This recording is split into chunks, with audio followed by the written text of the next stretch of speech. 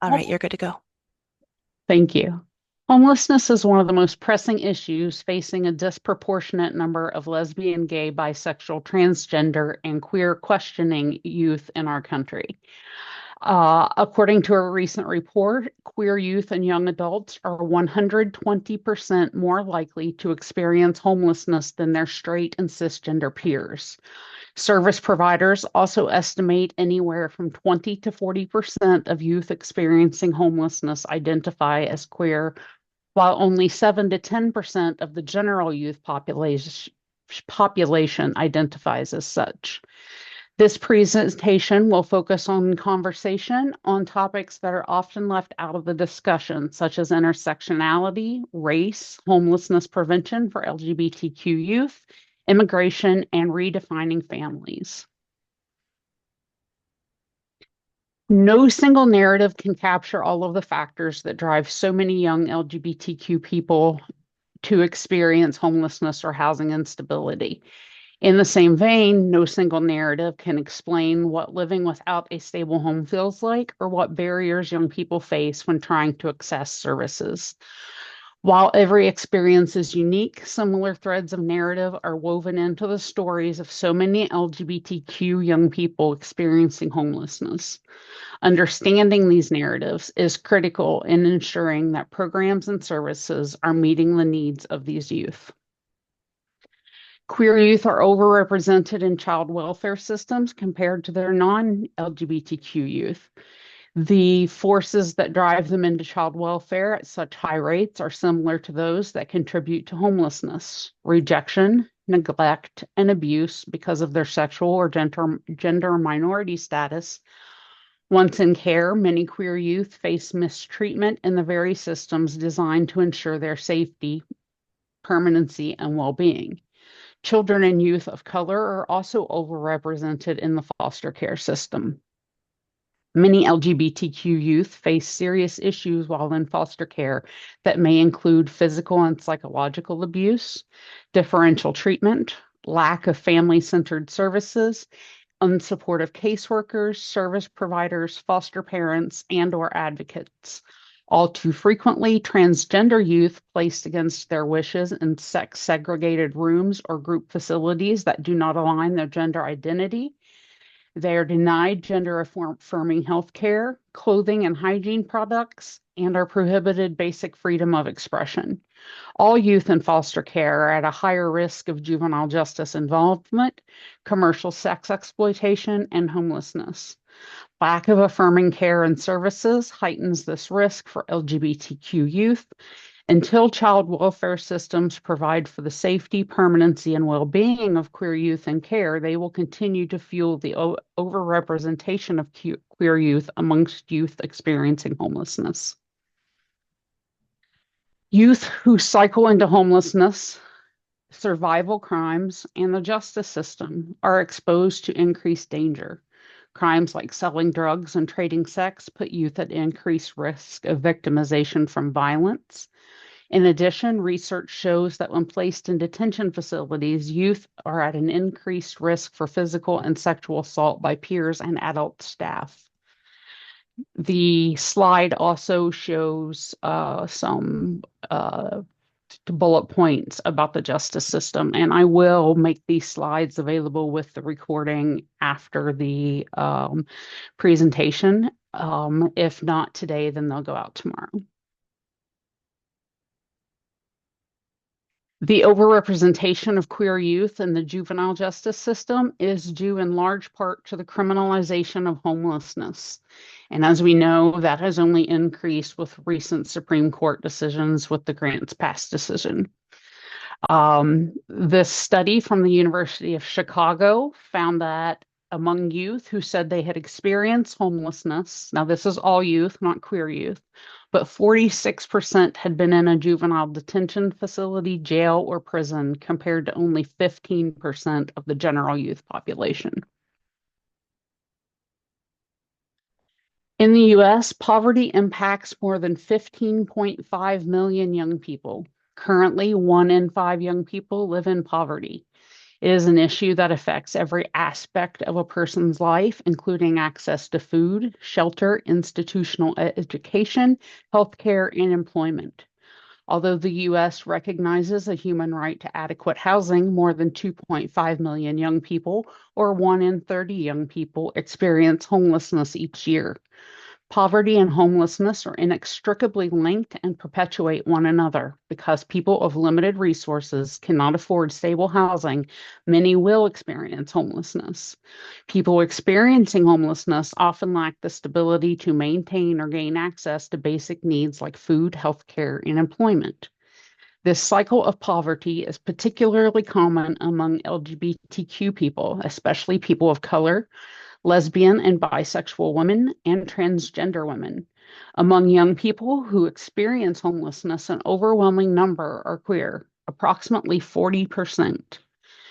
Where identities and injustices intersect on the basis of race, age, ability, immigration status, gender identity, and sexual orientation, the vulnerabilities and disparities are even more stark, with queer people of color being most consistently vulnerable to disparate treatment and outcomes across the board. Nationwide, 30% of all transgender and gender expansive respondents have experienced homelessness at some point in their lives. Transgender and gender expansive individuals are 3 times more likely than cisgender people to have annual incomes of less than $10,000 per year, while transgender people of color experience 4 times the national rate of unemployment. Young queer folk in particular face unique challenges. They are often forced to leave their homes due in part to family or community rejection, lack of safety within schools or communities, physical and emotional abuse targeting their identities, and the inability to meet basic needs for food, clothing, safety, and security. While experiencing housing instability, it's not uncommon for young queer people to engage in at-risk work such as sex work or selling drugs because of the high rates of discrimination in obtaining employment. Because these types of work tend to be over-policed and over-criminalized, it's not uncommon for young queer people to enter the criminal legal system. As a result, experiencing homelessness or housing instability, especially for young queer people, can lead to involvement with the justice system, difficulty in obtaining and maintaining employment, and entry into the cycle of poverty. Homelessness poses many challenges for youth in schools, including students experiencing homelessness are usually living in extreme poverty. They do not have money to meet their basic needs, such as food, clothing, and hygiene products. This can be especially important for transgender and gender expansive youth whose safety and overall well-being are impacted by their ability to express their gender in school settings. They also lack the means to pay for school supplies and extracurricular activities that require fees and equipment. Youth experiencing homelessness, especially those who are queer, are vulnerable to human trafficking and other forms of physical and emotional abuse. They suffer more from chronic illnesses than their housed peers and deal with higher levels of stress every day. The consequences of this trauma can make it very difficult for students to concentrate in or attend school. Students experiencing homelessness have high levels of school mobility. They may move frequently due to limits on the length of their stay in a shelter or temporary accommodations, or to escape abusive family members. Too often, these moves lead to school changes. School changes make it more difficult for high school students to earn credits and to stay on track for graduation. At the high school level, these challenges can make it extremely difficult for a youth to stay in school. Data shows that students who experience homelessness even one time while in high school have higher dropout rates than other economically disadvantaged students. Studies have found that as many as 3/4 of high school students who have experiences with homelessness drop out or are pushed out of school. In fact, youth who experiences homelessness is 87% more likely to stop going to school, higher than any other risk factor, including placement in foster care. Research has shown that LGBTQ youth experience high rates of violence in their homes by family members, setting them on a path to housing insecurity at an early age. A recent report from the National Coalition of Anti-Violence Programs on Hate Violence Against Queer Communities, queer people under the age of 25 were nearly 5 times more likely to experience violence from a relative or family member than queer people who were 26 or older. According to a report from the Williams Institute on Queer Youth Homelessness, 32% of queer youth were experiencing homelessness because of physical, emotional, or sexual abuse at home. For many queer youth, the only way to escape this violence is by leaving their family home, making them housing insecure and at risk for chronic homelessness.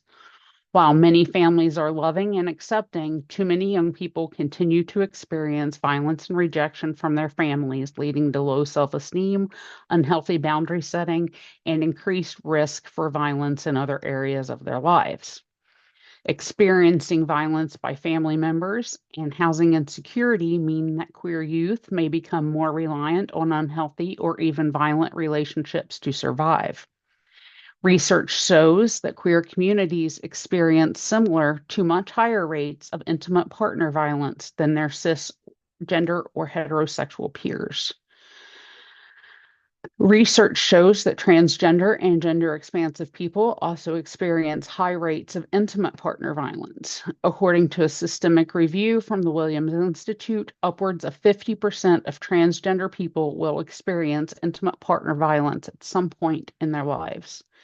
Despite non-discrimination policy advances for queer communities in the Violence Against Women Act and the Violence Prevention Services Act, far too many queer survivors of intimate partner and sexual violence continue to experience discrimination and further violence when trying to access care and support. In NCAVP's national report looking at the experience of nearly 2,000 queer survivors of intimate partner violence, 44% of survivors who attempted to access emergency shelter were denied, mostly due to the lack of gender-inclusive programs. Hostile school environments may increase queer youth's vulnerability to violence, financial instability, and housing insecurity. Considering the high rates of family and intimate partner violence, violence by service providers, and violence in schools, it is easy to see how queer youth can get caught in a cycle of violence. This cycle increases the likelihood that they will experience homelessness, which, along with housing instability, increases the likelihood of experiencing violence. These trends are especially alarming for queer youth whose identities lay at various intersections of oppression and discrimination, such as youth of color, immigrant youth, and queer youth with disabilities. Addressing queer youth homelessness requires a holistic approach, one that looks at the root causes of violence and one that dedicates resources to the social and emotional consequences of this violence in our communities. This is just a depiction of violence and abuse by sexual orientation. You can see in every category: physical, psychological, cyber violence, and sexual coercion, that the LGBT group, which is on the left, is higher in every category than the heterosexual group, which is on the right. Queer youth have higher rates of homelessness than other young people and are more vulnerable to harm while homeless. Many young queer people who are experiencing homelessness lack access to resources of all types and are surrounded by chaos and chaotic stress. Some find their already difficult circumstances exacerbated by service providers that engage in sexual orientation or gender identity discrimination, lack cultural humility, or demonstrate a lack of empathy for the young people they serve. A survey of homeless youth service providers indicated that over half of their queer residents, 53%, had a history of substance use. Combined with our knowledge that homeless youth in general are more likely to use substances, the effect of minority stress may have a significant impact for queer youth and young people of color. While abstinence-based recovery has been the dominant model for working with people with substance use disorders, it is important to take other models into account when working with homeless queer youth, especially since their use may be related to their survival and/or social environment. Harm reduction, in particular, is an approach that neither condones nor condemns substance use. Instead, it recognizes the use of substances as a reality of life and seeks to reduce the potential harms related to using.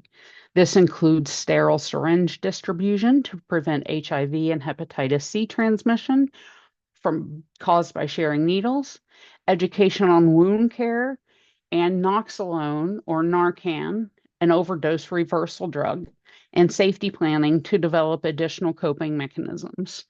Harm reduction solutions treat people who use substances holistically and develop personalized strategies for increasing safety and health.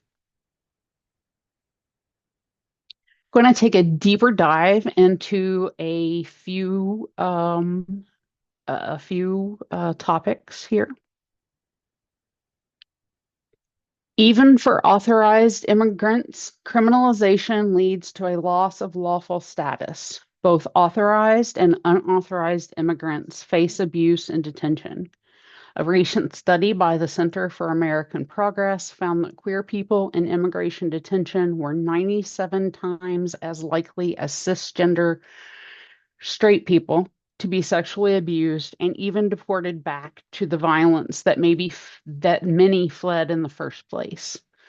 On a state level, each state licenses their runaway and homeless youth programs differently. Some state licensing requirements call for gender segregated facilities and define gender as the sex assigned at birth, regardless of gender identity. These state level licensing rules create additional barriers. I'm sorry. I got, I'm sorry. This state level licensing rules create additional barriers for service providers to provide affirming care for transgender youth, particularly those without immigration status who have no other options. In partnership, advocates and decision makers can take action to address licensing barriers as well as advance a pro-immigrant policy agenda inclusive of queer immigrants, as well as reach out to and educate immigrant communities to ensure unauthorized queer people experiencing homelessness can count on shelters as safe havens. Ultimately, the most meaningful and lasting national solution is a comprehensive and inclusive immigration reform with a pathway to citizenship, as well as broad, accessible relief for asylum seekers and refugees seeking a safe place to call home. Please note, immigration status is not a determining factor for YEHP participants, and if you have any questions about this policy, please reach out to any one of us on the YEHP team.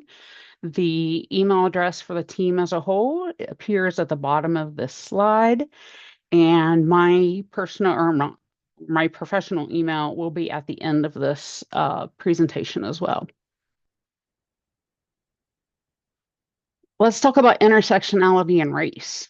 While multiple factors contribute to overrepresentation of youth of color in the homeless population, racism, homophobia, and transphobia drive high numbers of queer youth of color into homelessness. Due to discrimination within the white mainstream gay community, queer young people of color may engage in fewer activities within that community, which can make them feel left out or even pushed out of queer spaces. Youth of color also disclose their sexual orientation and gender identity to fewer people. Additionally, young people of color encounter numerous barriers as they attempt to access care and support from programs that are not designed to serve them. Healthcare, social services, housing, employment, and education systems are often undertrained and ill-equipped to meet the specific needs of young people who have experienced the multiple stigmas. To respond to the needs of queer young people of color, we must create solutions at multiple levels, including individual, family, community, and institutional systems. For these responses to be effective, it is critical to understand that racial and ethnic identities develop in parallel and in relation to sexual orientation and gender identity and expression, but they are not dependent upon one another. This requires understanding that queer young people of color live intersectional lives that need to be addressed independently of one another. In order to integrate the perspectives and needs of queer people of color, we need to ensure that they are appropriately represented within our governance structures and that system administrators and program directors are both being consistently provided with input from the communities they are attempting to serve. Historically, youth experiencing homelessness have been taken advantage of and tokenized in many ways. Youth have been asked to tell their stories on panels and at conferences, often being defined and re traumatized by their experiences. People have used their experiences with no exchange of information or services. How we engage youth is an integral part of how we create effective solution. Intention plays a huge role. Being intentional about how and why youth are included in creating solutions is essential. It's important to be clear about your intentions and collaborate with young people to figure out their role in your particular area of focus.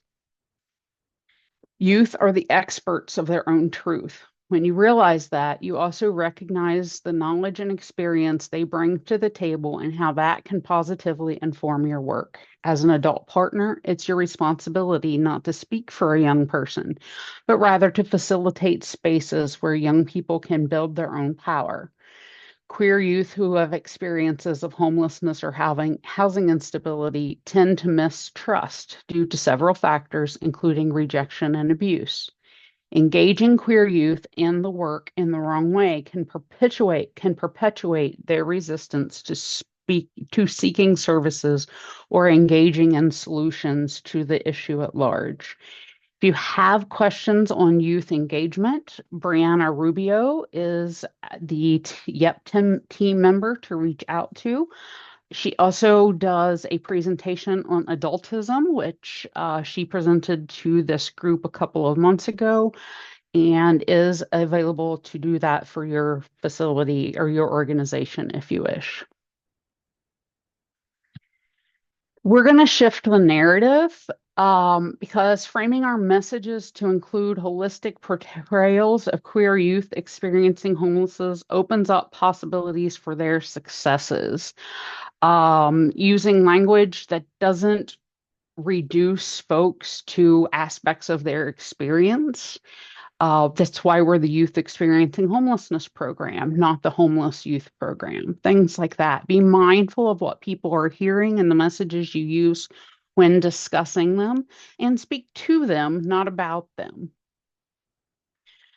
There are other recommendations on the slide as well. I'm not going to read each one of them to you, but they will be available if you haven't had time to look them over here. Redefining family. Queer youth experiencing homelessness are incredibly resilient. One common manifestation of that resilience is the structured ways they care for themselves and each other through the creation of queer families. These created families often pick up where their biological families have failed or haven't been present, providing consistency, care, and support. Beyond meeting the immediate presenting needs of queer youth experiencing homelessness, one of the most important things advocates and providers can do is listen and respect the ways that queer youth build and define what family means to them. The queer kinship networks many queer youth experiencing homelessness construct, often with other queer youth experiencing homelessness, take over the caretaking and supportive roles. These families provide social and emotional support, safety, and a sense of belonging that youth need to survive and thrive amidst challenge and unstable circumstances. The families that queer youth build take many forms, informal connections, tightly bonded street families, and house/ballroom families whose connection and responsibility go far beyond voguing and are all common examples. Often queer families built by youth mirror traditional family structures, with youth considering one another regardless of age, mother or father, brother, sister, etc. Though this is not true in all cases, while some created families have a clear hierarchy that mirrors a traditional nuclear family, others are more egalitarian. In order to best meet the needs of queer youth experiencing homelessness, it is essential that service providers and advocates respect the families as defined by the youth they are working with, in much the same way that they would respect a youth's chosen names or pronouns.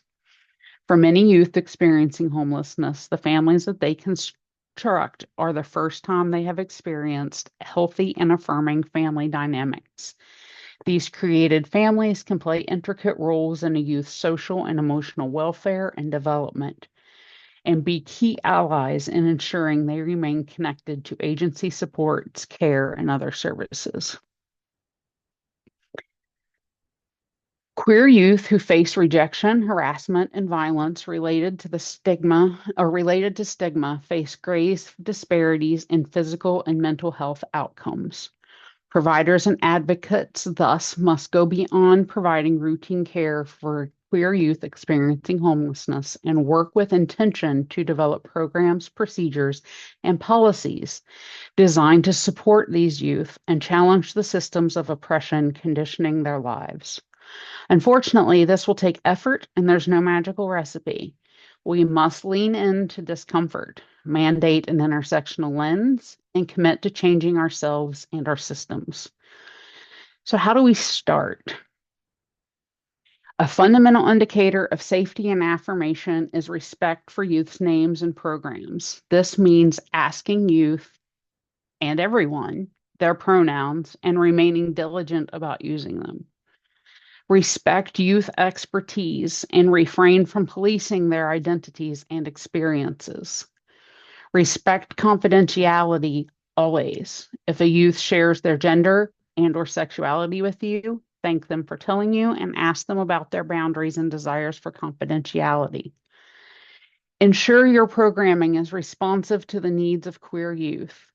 Ask yourself, do we have gender integrated support groups available? Do our sexual health programs reflect diverse bodies and relationships? Does our art programming highlight the work of queer people of color? Create safer spaces for LGBT youth to build community with one another. This includes support groups and around family, relationships, and identity, as well as groups based to share interests. Make programming intersectional.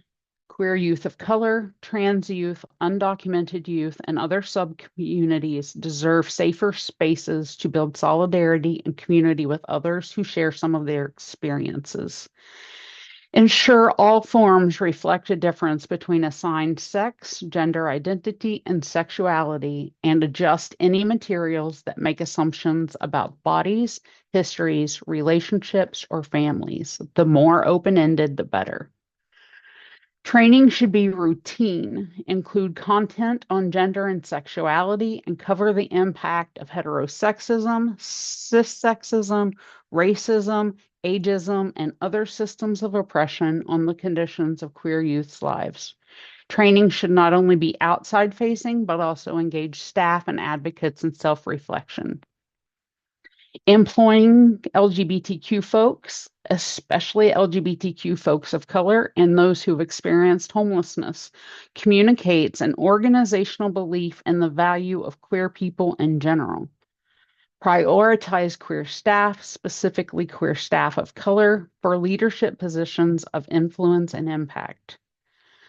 Physical spaces must be designed to communicate safety and care to LGBT youth. Beyond signage, consider ways in which your space is gendered. If a gendered space is unnecessary, as in the case of a single-stall restroom, make it available to all youth.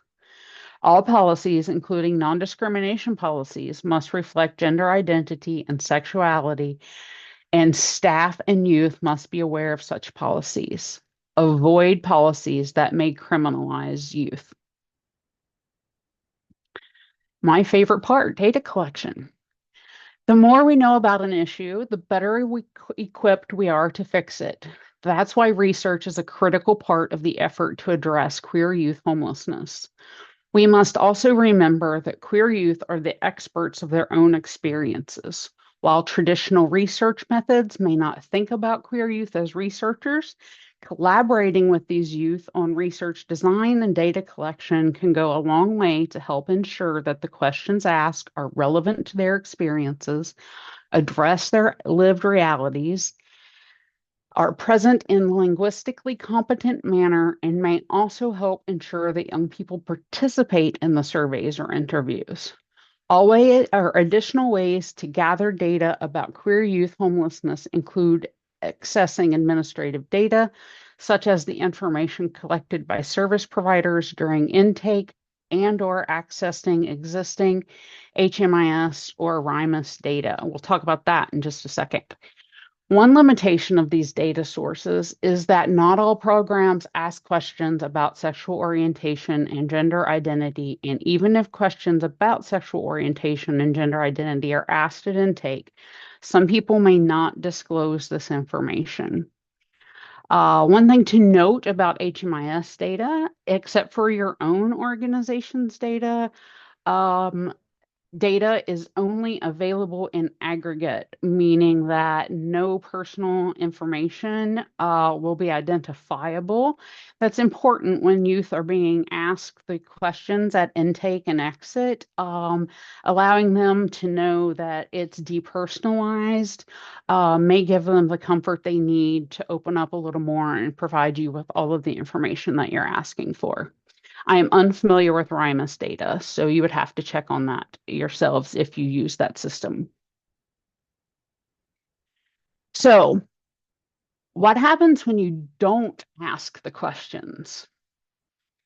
Well, you see, no one should be invisible in data, but data, or the lack of it, can erase certain communities while overrepresenting others. Systemic exclusion from the data affects all groups, and there is no true representation without the inclusion of all. Therefore, it's crucial that those of us who work with data understand how it can exclude so we can minimize this effect in our analysis. Erasure happens when certain groups are left out of narratives due to gaps in the original data. Although data scientists always contend with limitations when they work with existing data, there are techniques that can help enhance representation.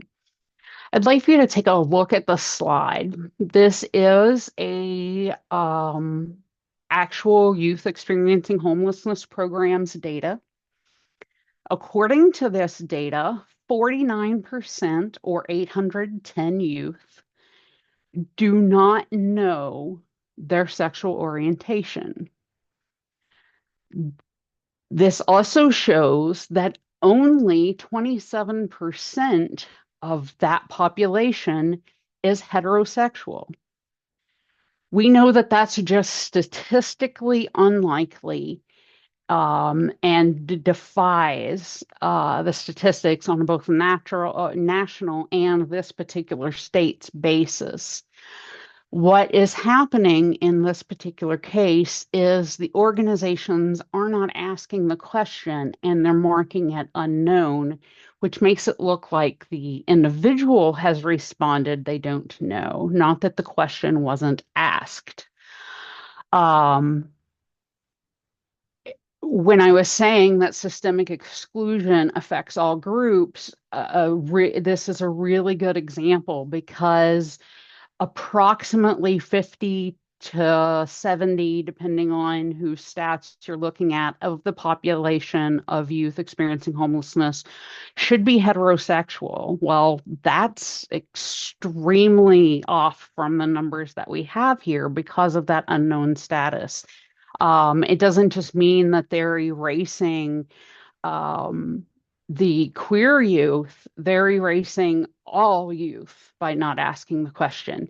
So, they're uncomfortable questions.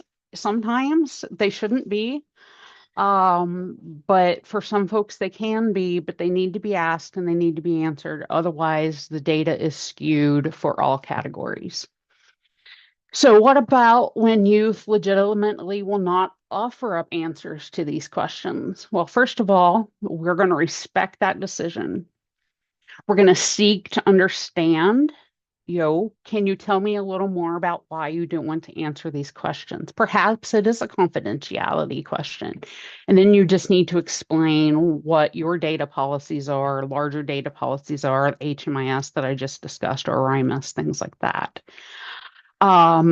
A lot of youth have a fear of rejection on either a personal or an organizational level. This is particularly true with faith-based services. We have no problem with faith-based services. We're very thankful that you're a part of it. Just a part of us. Just understand that youth not knowing if you're an affirming organization, affirming church, may be hesitant at first to offer up information until they realize that you are a safe space. They may fear legal involvement. Um, and we have the current changing socio-political climates may make folks less likely to identify themselves as a quote invisible minority. That would be a minority status that isn't readily available by looking at them. And we need to respect and understand that as well. But we want to try and get that data so that we can accurately represent all youth, all of our homeless youth, and obtain funding based on that data. This is probably the most important slide in this presentation. Please take note of these numbers. Please take note of these organizations. They are national lines that are available in case of an emergency. Someone's feeling suicidal, somebody's just feeling scared and out of place. Many of these lines have all of them, as far as I know, have the ability to connect somebody with information for their state, maybe not specific organizations, but they had information that is state specific for these youth. So take the time. And yes, there's an elder hotline in there, but youth are not the only ones who need help. And youth are not the only folks that all of us serve. So I left that in there so that you have a number to serve your elder queer population as well. All right. Are there any questions? I'll stop talking now.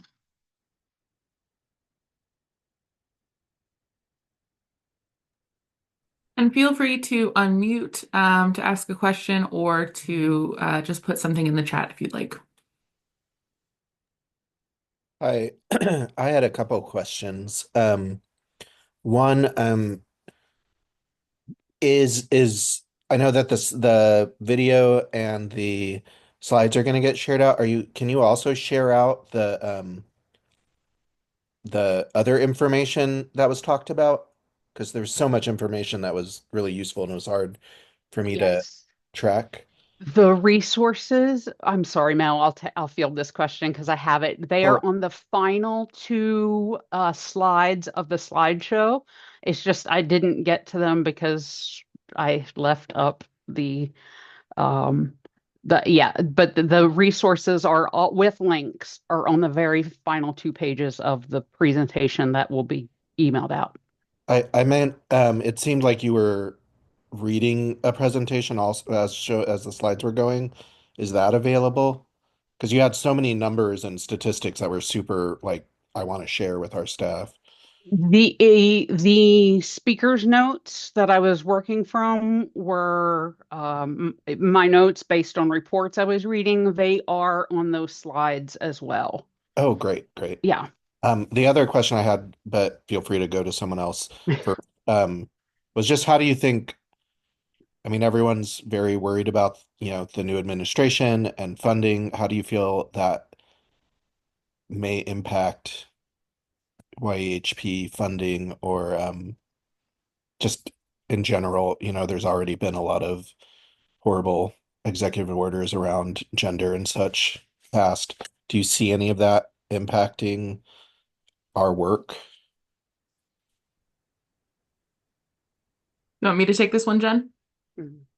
Awesome. Yeah. I think that the funding question is going to be very up in the air. Figuring out how federal funding requirements are going to be changing, particularly when we're working with minoritized populations like queer youth, is something that we can only kind of wait to see what happens. I'm hopeful that, here in Oregon, the state will hopefully step up and kind of provide uh, some additional support as we see those changes take place. Also, potentially, turning to more private funding sources.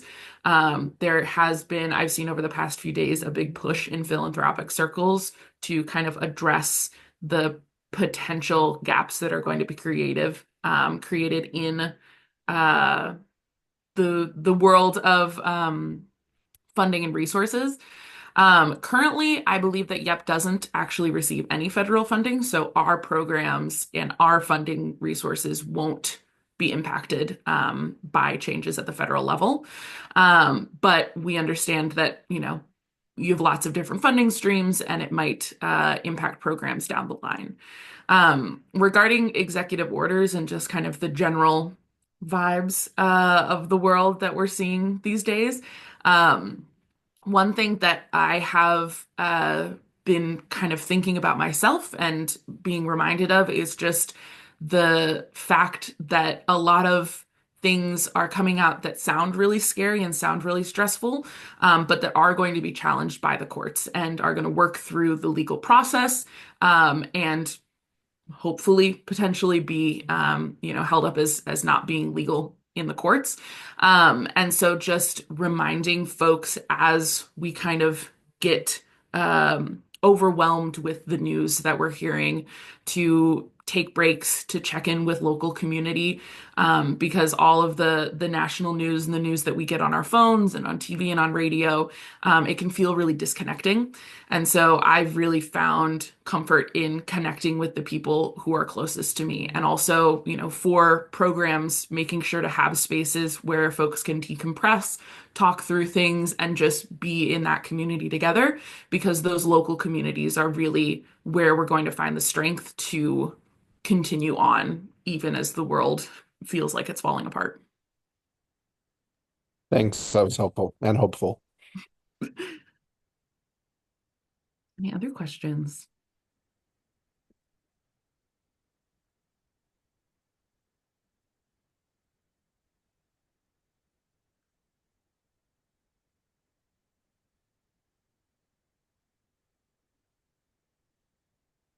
Wow, 30 seconds feels like a long time. I've always been told to leave 30 seconds before you stop the time for questions to let folks think, but wow, that felt like a long time.